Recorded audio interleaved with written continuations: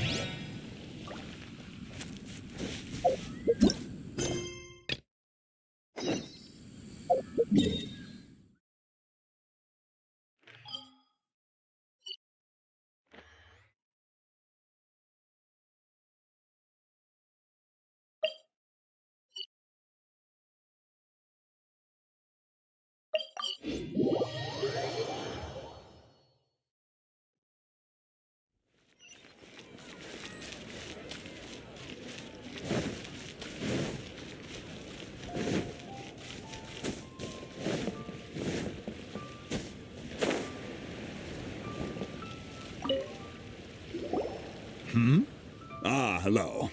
Are you here for something off the shelf, or do you need something forged? Excuse me, Master Zhang. We were wondering if you'd heard of something called a Wonder Core. Of course I have. Sorry, who's asking? My name is Yunjin. Perhaps you don't know me, but I believe that you forged some weaponry for my father in the past, for stage use. Yunjin? Stage use? Oh, so you must be Miss Yoon. I'm sorry. My brain's finally caught up. It's not used to doing much beyond bashing a hammer all day. Everyone's heard of you, Miss Yoon. Even folks who don't make it to the opera all that often. Like myself. So, you're here to ask about Wonder Cores, huh? As it happens, I do know how to make them. Matter of fact, I made some for Lady Ningguang back when she was building the original Jade Chamber. The types of ore needed to make Wonder Cores are a little hard to come by. Lady Ningguang supplied them herself last time. I don't suppose you've brought any yourselves? No, we were gonna ask you what kinds of ore we need. Sure. Well, you'll need two kinds. Star Splinter Iron and Subrosium. If I remember correctly, Lady Ningguang sourced her Star Splinter Iron from the Mount Tianheng area. They say it resonates with visions. It could take some work, but if you stick with it, you'll find some eventually. As for the Subrosium, though, that's trickier. It's all but unheard of on the market. I'm really not sure. Sorry. What I've heard is that the people around Mount Tianheng have some sort of magic trick that can pinpoint the location of the stuff. Of course, it's probably just hearsay. If you want my advice, start by looking for Star Splinter iron around Mount Tianheng. And if you run into any locals, ask them a few questions about Subrosium. Mount Tianheng. Interestingly enough, the story of the divine damsel of devastation also takes place on that mountain. I hear the view there is quite spectacular. A favorite destination of the Adepti, in fact. Perhaps it can give me some inspiration. Let's not delay. We should head straight there.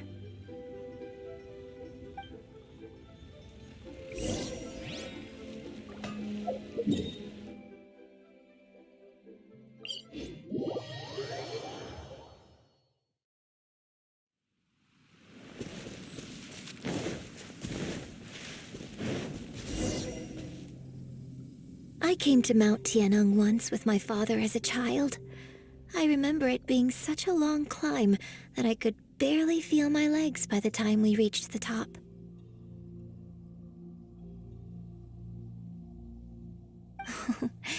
This is quite a trip down memory lane for me. Look at these majestic towering peaks and the gently flowing streams.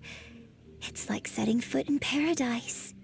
No wonder the legend of the divine damsel of devastation is said to have taken place here. Adepti wander oft where mortals seldom stride. Indeed, this looks like a place that one might expect to be frequented by Adepti. The Divine Damsel of Devastation is your upcoming opera, right? And the story takes place in Mount Tianheng. Huh. Seems like you have a real connection with this place. What's the story about, though? It's the story of a girl becoming a hero. Cool! A hero story? They're Paimon's favorite! The legend first arose in this area. It is said that there used to be a prosperous village on the mountain. In that village, there was a loving couple who were completely devoted to one another. One day, a terrifying monster appeared.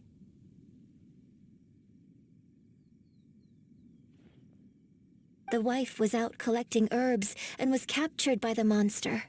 Her husband was so distraught at the news that it broke his spirit and drove him to madness. The vile and vicious monster told the villagers, "If you want to live, you must sacrifice a child to me." What a nasty piece of work! Paimon sure hopes this monster gets put in its place! But the monster was so terrible and so strong that all within the village were terrified of it. They had no choice but to give in to the monster's demand.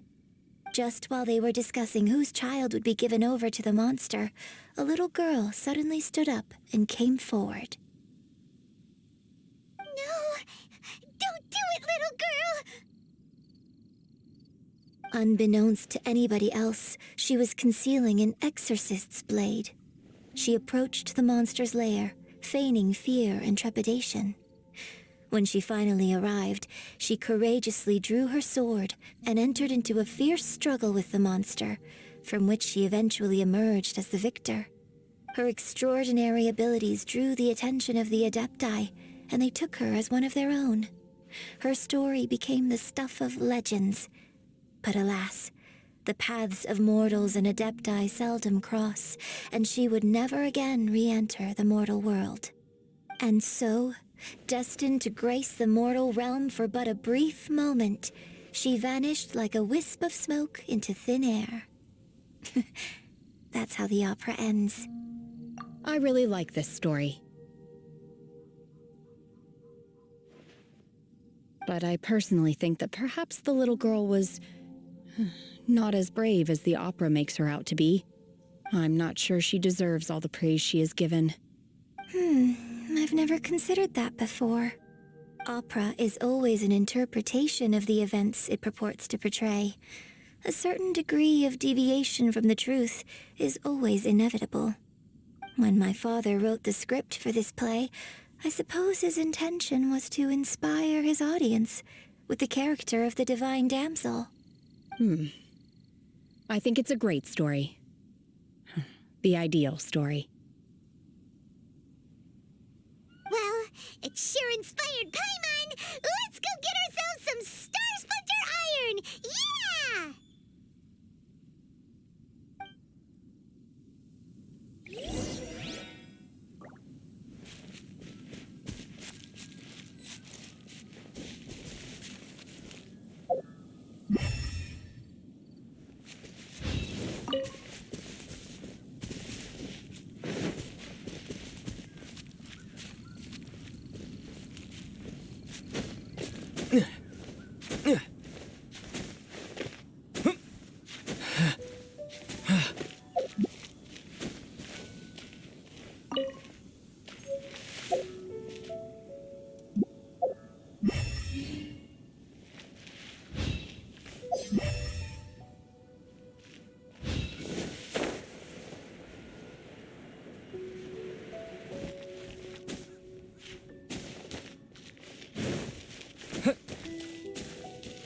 This should be enough Star Splinter Iron.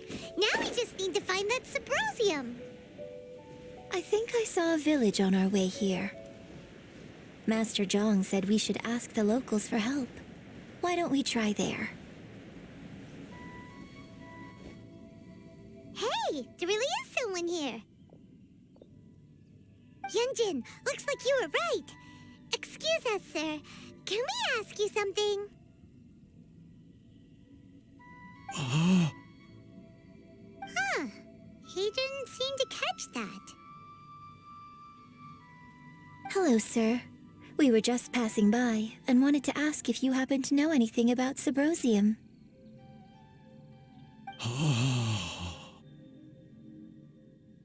Is he trying to tell us to look for clues in the village? Well, whatever. Guess we're on our own here. Shenhua, Yunjin, let's have a look around. Sorry, you can go ahead without me.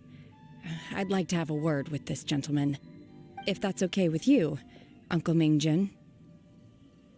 It's... Shenhe. Shinho. You're alive. The rumors were true. So, all these years?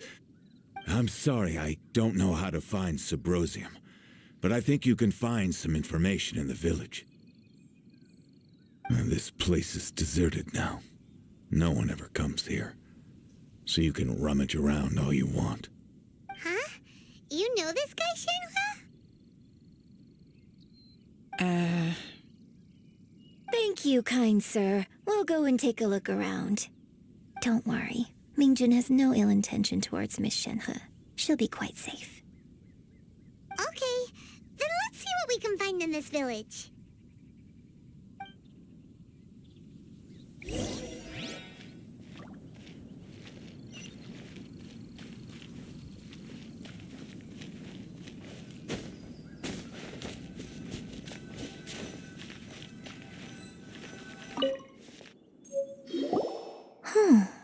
What's this?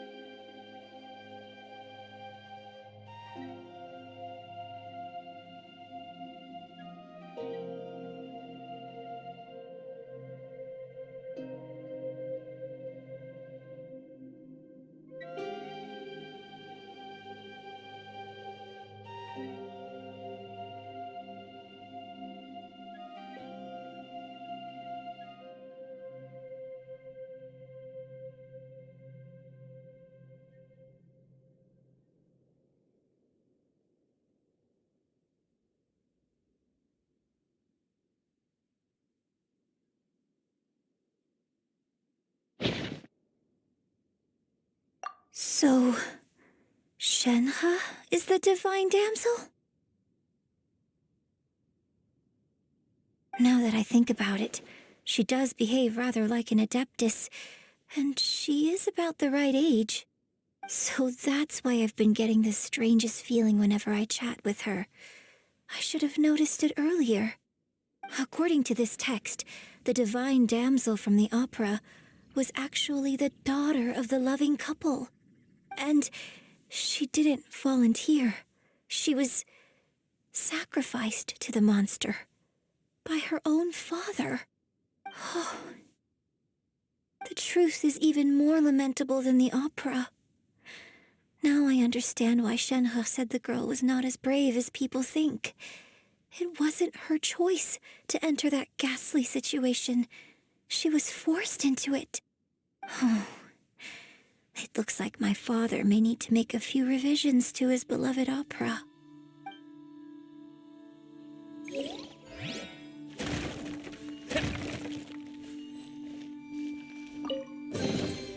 A reward on the road.